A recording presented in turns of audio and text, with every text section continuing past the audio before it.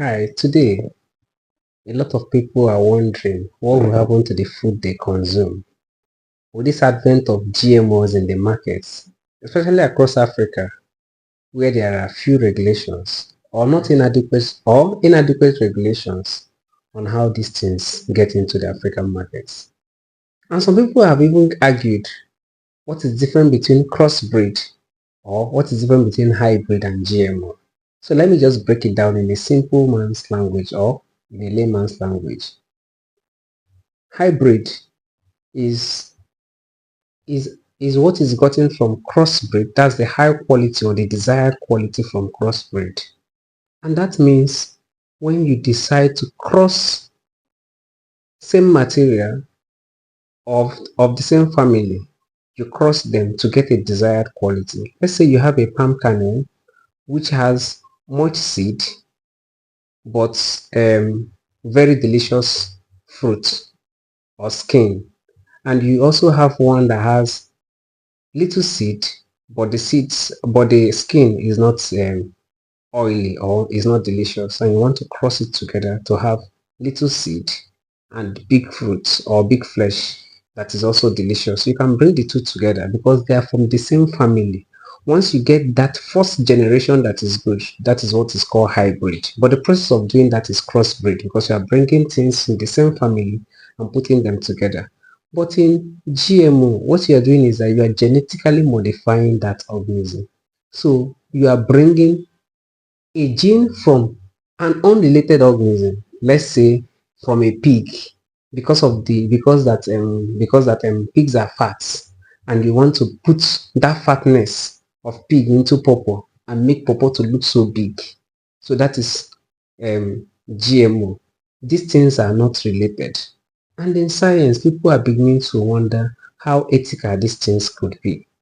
And because it is argued that many of the people who have done this assessment have not been able to do this over a long time to be able to check the health impact. It could also be that these things will, and there is also fear that these things will also make people to lose their quality seeds and now depend on industries to provide the seed that they will plant. Now, in GMO, we are meant to understand that the main gene is left for the manufacturer to know, and there is patent. So, if that happens, it's only the manufacturer can manufacture that.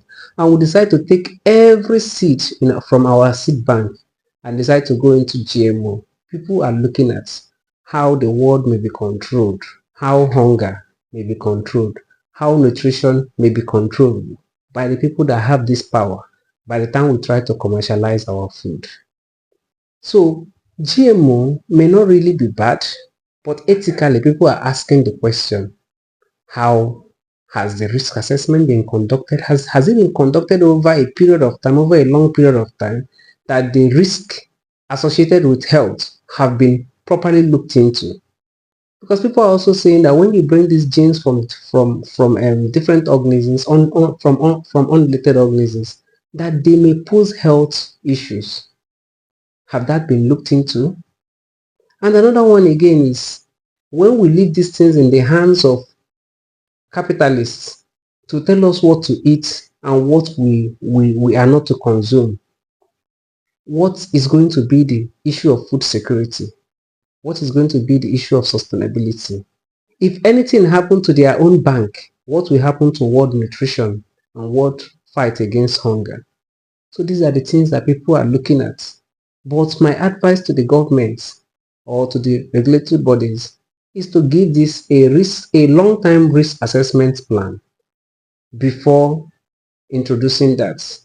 GMO might be good, but ethically, has it been proven to be good or has it been proven not to be good? So let us not rush into that because it is a new technology, but let us also consider the world and consider the ecosystem.